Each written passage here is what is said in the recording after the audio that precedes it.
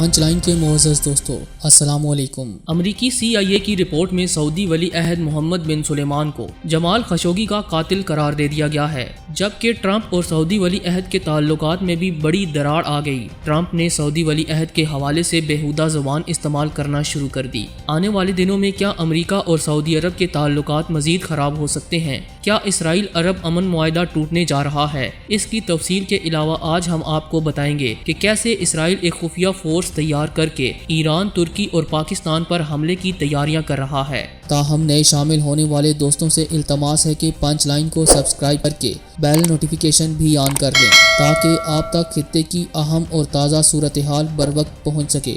تو آئیے چلتے ہیں موضوع کے اصل حصے کی جانب۔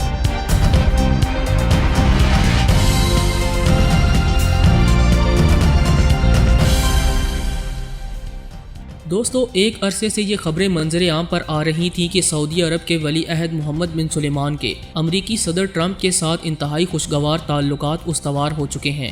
دونوں عالمی شخصیات کے اقدامات سے بھی یہی معلوم ہوتا ہے کہ سعودیہ عرب اور امریکہ کے درمیان روابط انتہائی اہم ہیں۔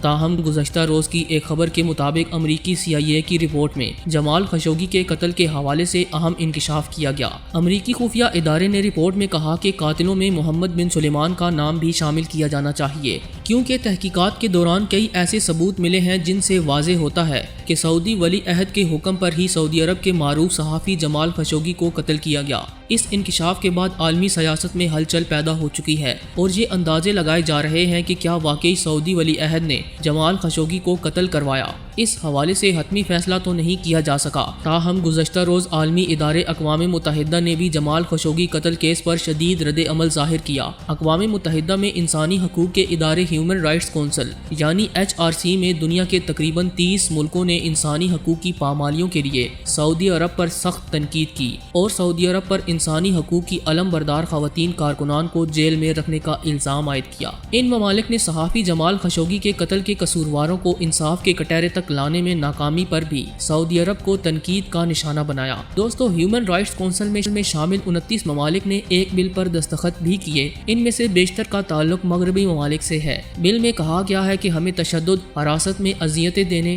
من مانی نظر بندیوں، جبری گمشدگیوں، جیل میں قید افراد کو ضروری طبی علاج تک رسائی سے انکار اور ان کے اہل خانہ سے رابطہ نہ کرنے جیسی اطلاعات پر شدید تشویش لاحق ہے۔ جنیوا میں UNA مشن کے جرمن سفارتکار میکائل اسٹینبرگ نے یورپی یونین کی طرف سے بات کرتے ہوئے کہا کہ سعودی عرب کو چاہیے کہ وہ خواتین کارکنان کو طویل مدت تک جیل میں رکھنے کا سلسلہ بند کرے اور شفاف طریقے سے جمال خشوگی قتل کیس کی تحقیقات کرے۔ انسانی حقوق کے مختلف گروپوں نے سعودی عرب سے مطالبہ کیا کہ وہ انسانی وقار، احترام اور انعقاد کے بارے میں اپنے عزم اور وابستگی کو ثابت کرنے کے لیے کونسل کی ان تازہ سفارشات پر عمل کرے جن پر انسانی حقوق کے بین الاقوامی قانون کی بنیاد قائم ہے۔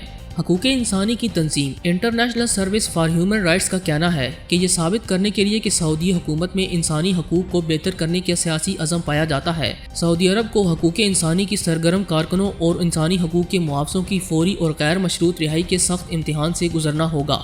ماہرین کے مطابق اقوام متحدہ اور عالمی فورمز کی جانب سے جمال خشوگی کیس کو ٹارگٹ کرنا اس بات کا ثبوت ہے کہ سعودیہ عرب اور امریکہ کے درمیان تعلقات میں کشیدگی آ چکی ہے، جس کی بڑی وجہ چند روز قبل ہونے والی ٹرمپ اور محمد بن سلیمان کی ملاقات ہے۔ دوستو، آپ پر ایک اور اہم انکشاف یہ بھی کرتے چلیں کہ گزشتہ چند روز سے ٹرمپ اور ولی عہد محمد بن سلیمان کے تعلقات کشیدہ ہیں۔ ٹرمپ نے محمد بن سلیمان کے حوالے سے چند بیہودہ الفاظ استعمال کیے اور اندر کی خبروں کے مطابق ٹرمپ نے محمد بن سلیمان کو امریکہ کا پٹھو کہا اور یہ بھی فرمایا کہ سعودی حکومت امریکہ کی محتاج ہے۔ وائٹ ہاؤس سے آنے والی ایک اہم خبر کے مطابق اسرائیل اور عرب ریاستوں کے درمیان امن معاہدے کے بعد امریکہ مسلسل سعودی عرب پر دباؤ ڈال رہا ہے کہ وہ اسرائیل کو تسلیم کر لے، تاہم سعودی حکمرانوں نے اس حوالے سے خاطر خواہ رد عمل ظاہر نہیں کیا، جس کے بعد یہودی لابی نے ٹرمپ کو اکسایا کہ وہ محمد بن سلیمان کے بارے میں پول فول بکنا شروع کر دے۔ یہی وجہ ہے کہ ایسی خبریں سامنے آ رہی ہیں کہ سعودی عرب اور امریکہ کے تعلقات کشیدہ ہو چکے ہیں، تاہم آفیشلی طور پر کسی بھی ملک کی جانب سے کوئی بیان جاری نہیں کیا۔ اس حوالے سے ایک اہم امر یہ بھی ہے کہ گزشتہ روز امریکی صدر ڈونلڈ ٹرمپ نے اسرائیل اور عرب ممالک میں معاہدے سے متعلق امریکی صحافیوں سے گفتگو کرتے ہوئے بتایا کہ مزید 9 ممالک اسرائیل سے معاہدے کے لیے تیار ہیں، سعودی عرب بھی مناسب وقت پر شامل ہو جائے گا۔ ٹرمپ کہتے ہیں کہ میں نے سعودی عرب کے بادشاہ سے بات کی ہے، بہت سے ممالک بہت جلد ہمارے ساتھ شامل شامل ہونے والے ہیں۔ یہ بہت بڑا اور تاریخی موقع ہے جس سے ہر کوئی متفق ہے۔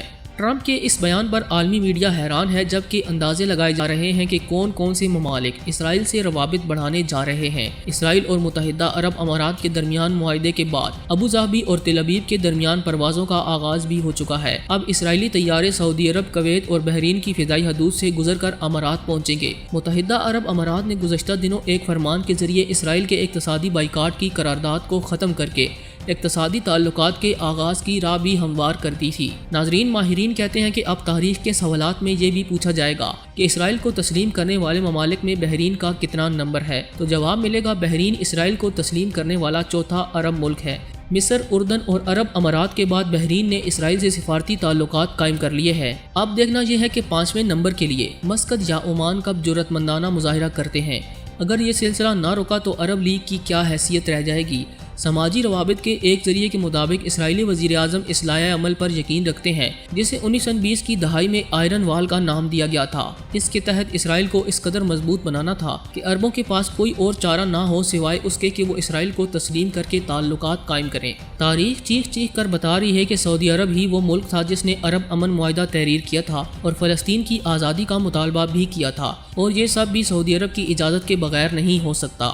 ابوظہبی کے ولی عہد محمد بن زید ال نہیان کے مطابق اس معاہدے کے عوض اسرائیل نے مغربی کنارے کو اسرائیل میں ضم کرنے کے عمل کو روکنے کا وعدہ کیا ہے۔ امریکی صدارتی انتخابات میں ڈیموکریٹس کے صدارتی امیدوار جو بائیڈن کے مطابق اگر یہودی اکثریت والی اسرائیلی ریاست کو پاکستان جیسے مسلم اکثریتی ممالک تسلیم کرتے ہیں تو یہ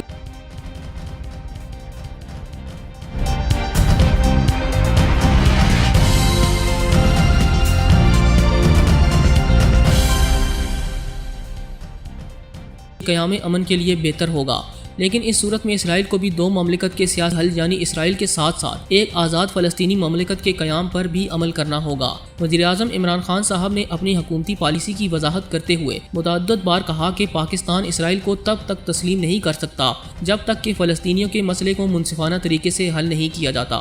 دوستو، کیا پاکستانی حکومت کو چاہیے کہ وہ اسرائیل کو تسلیم کر لیں؟ کیا ہمیں بھی عرب ممالک کی تقلید کرنی چاہیے؟ اس حوالے سے آپ کی رائے کیا کہتی ہے؟ کمنٹ سیکشن میں ہمیں ضرور آگاہ کیجیے گا۔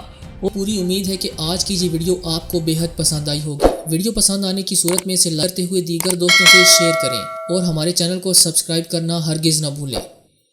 آج ویڈیو میں بس اتنا ہی۔ اگلی ویڈیو تک کے لیے اللہ نگہبان۔